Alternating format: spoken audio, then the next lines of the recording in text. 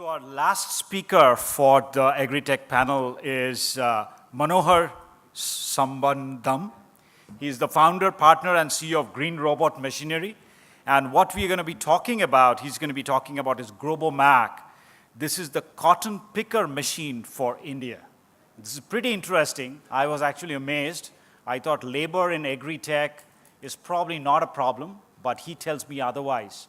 So a robot arm picking cotton from the trees. That's your story, right? Thank you. Great. Could we have the slide deck, please? Do you want to have this set up? This will be easier for you. And NASCOM to give me the opportunity to present you here.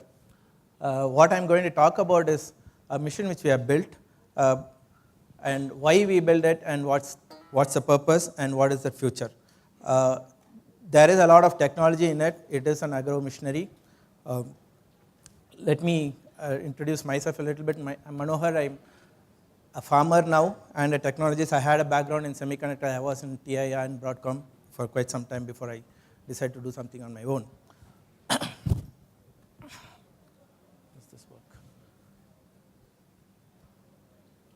Can you remove this?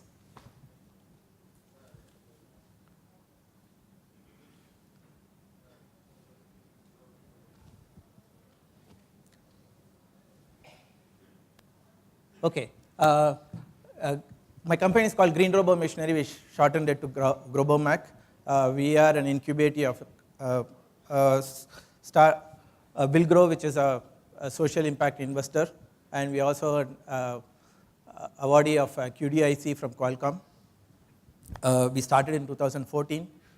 We are in a stage where we are building a proof of concept or a MVP mission towards the end of March next year. So I'm quickly going to talk about what are the issues in cotton fundamentally and why we are doing this and what is that as a mission we are doing and possibly a little bit on what are the opportunities in future. Most of the data I'm presenting is probably presented by most of the speaker here. I may be repeating, but probably it's fine. So a quick data on statistics. India has a 150 million hectare land of agriculture. Out of that, 9 million is horticulture and 12 million is in cotton. We are the largest country with the largest land in cotton.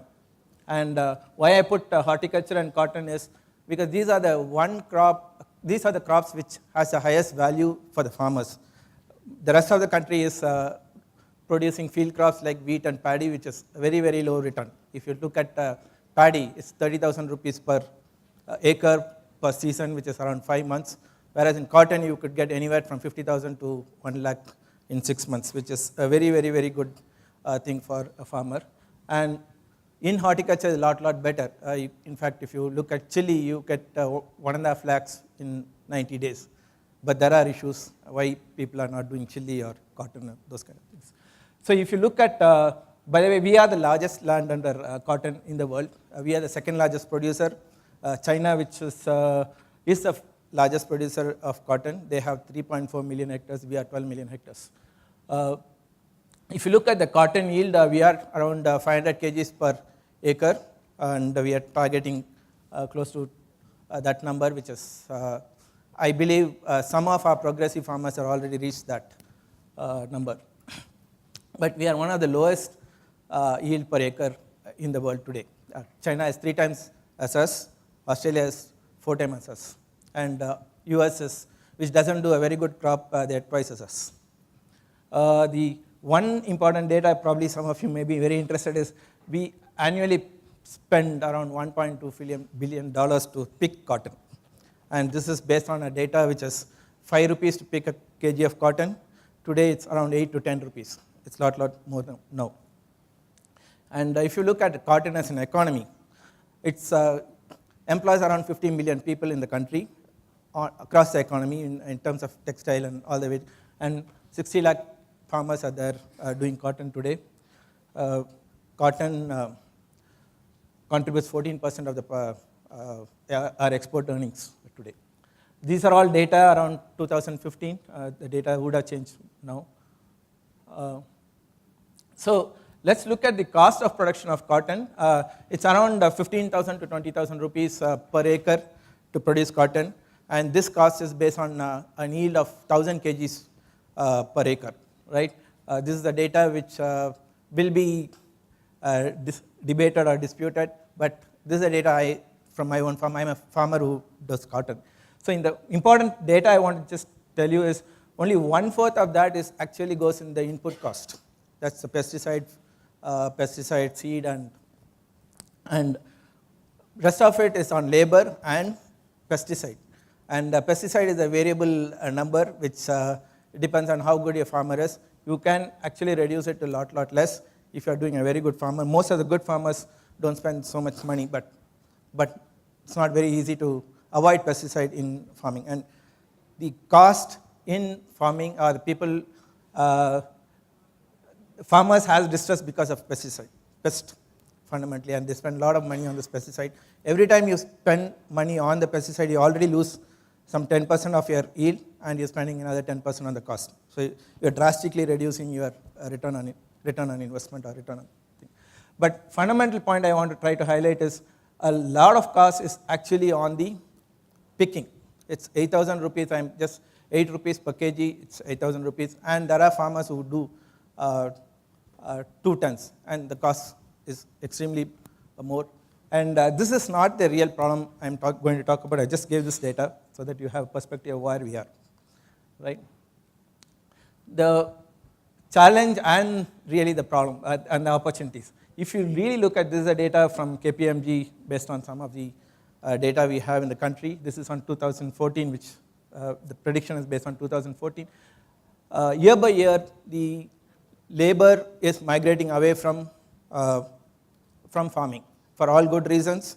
What is going to happen by 2020, I think we are going to lose another 25 million people in farming. Most of them are laborers, it's not farmers. Most of them are laborers. And this is based on a projection of a GDP of 5% growth. If it is more, I think there's going to be a lot more people. And the reasons are very simple. A lot of the previous speakers have spoken about it. It's purely an economic issue. I don't think farming as an economy can support 50% of our population with 17% GDP. It has to move out. And so fundamentally the issue I'm trying to talk about is availability of labor. It's a very, very basic issue. So what is the crisis? It's a real crisis today. Cost of labor is a real issue. It is going up and up. It cannot come down because the labor is not available. Today, if you ask me, I have a 12.5 acres land. I just can't do 4 acres of farming, though I know that this is one of the best crop I can do. I don't need water. I need a lot of sunlight. I get the best returns if I do it right. But I can never do 12 acres because in fact, I went very greedy. I took a 25 acres land in lease. I spent some 5 lakhs and I lost the whole thing because I did everything right, but I couldn't harvest. That's fundamental. And this is across the country. This is the same problem happening, and the problem we are trying to address today is probably in another 3 to 5 years. I don't think there's going to be enough people to do the manual labor. And one of the important issues, except for paddy and wheat, most of the other crops is completely done manual. There are very little land preparation is there. Tractors are there for land preparation, but most of the tasks are manually done. And paddy and wheat are probably not the best crop for any farmers to do. They have to do it because there's no other option. So farming is becoming completely unviable today. The other point I'm just trying to tell you is the per acre productivity in India is one of the lowest amongst the large agricultural nations. Today, I just gave an example. We are 1/3 of what China can produce. China doesn't do anything very interesting in agriculture. They just do good agriculture practices, which we just can't do it for 2 reasons. One is most of the practice has to be done timely. Like if you're doing a weeding, you have to do it at the right time. If you don't do it, it doesn't matter. You just spend the money for weeding and it doesn't help at all because already your nutrients has already been taken away by the weeds. So it's all about timing and all about good agriculture practices. China does very what I would call as nothing technologically intensive, just timely task and things like pruning, which we never do. I think none of our farmers do pruning. We don't even do de-seeding, right? I just tell. The other important problem is actually which not many government is going to accept this is the land is actually being left fallow. I have an example across my village where people don't leave the land in summer. Though we have water, we have everything, but people just leave the land fallow because we don't get labor when we want it. So that's an important crisis. Not many of us are getting or recognizing it, but I think that's one major factor coming in. So what am I doing in GroboMac? I'm just trying to do a cotton picker. Why cotton picker? We just got through all these details. Because if I do a mission, I have a market, because it's 12 million hectares, the largest cash crop we are doing in the country, right? And the investment I'm going to spend is quite a lot as a startup. And the technologies are probably what some of the state-of-the-art technology we are using, right? What it does, it just mimics the human way of picking cotton. There are machines which I'll just show you which does a very good job, but it is not applicable to the Indian condition. What we are doing is we are using 3D vision, machine vision, and 3D stereo camera for detecting and locating cotton. It's just a simple VGA camera which we are using for detecting and locating. And we have a multi-arm system to pick, an arm to pick. To make the productivity high, we have a multi-arm system. That's what fundamental concept is, technology is. There's also, we are supposed to have a motorized vehicle. We're not yet there on that. Motorized vehicle to move around the farm to pick. The target is 500 kgs per day, which is about 10 people's human labor's equivalent. If I do everything right, I should be doing a lot better things like pruning and weeding and selective weeding and a lot of other things. That's the idea about the whole thing.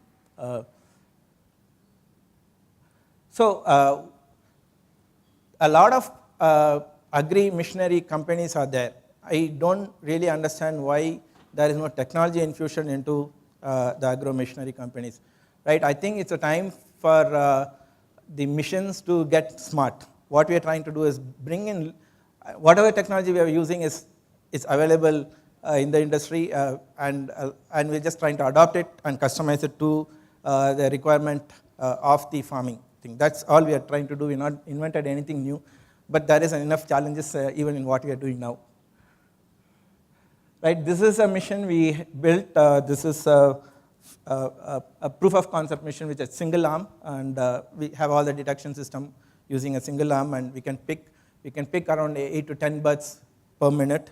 My target is to do 20 birds per minute. This is something we tried in my own field in last year, this time.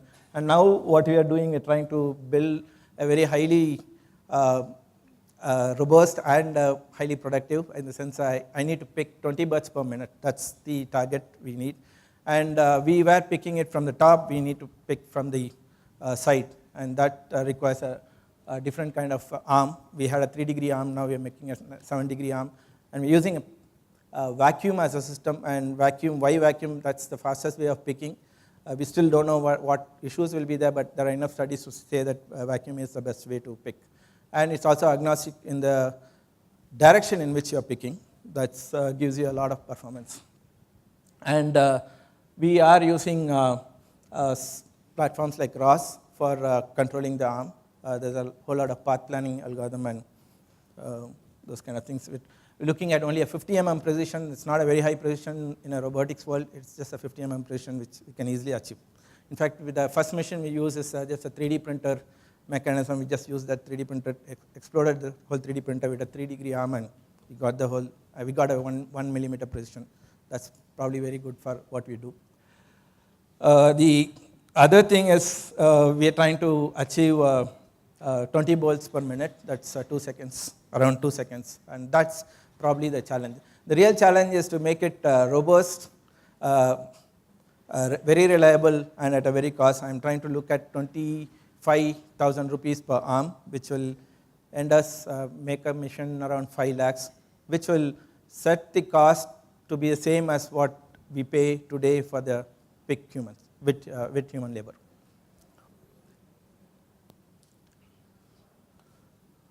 So, yeah. So this is kind of the arm we are building. I think this is, it's a vacuum build. It's a real challenge to get this working. We are still there. This is probably a conceptual mission, how we are going to be doing it. The mission is going to be running over the plants. It's cotton farms and horticulture are all row type. You just move over the crop and you can still pick. We probably will have 4 arms in this mission. What is the USP of this mission? We can pick multi-bloom cotton. That's probably the only USP of this mission. If I don't do that, I don't think I need to build this mission at all. Right? Of course, there's no human intervention for picking, but we have a person going behind the mission to navigate it between rows and unload the picked cotton. That's the idea here. We always assume in farm there will be at least one person in any manning the missions.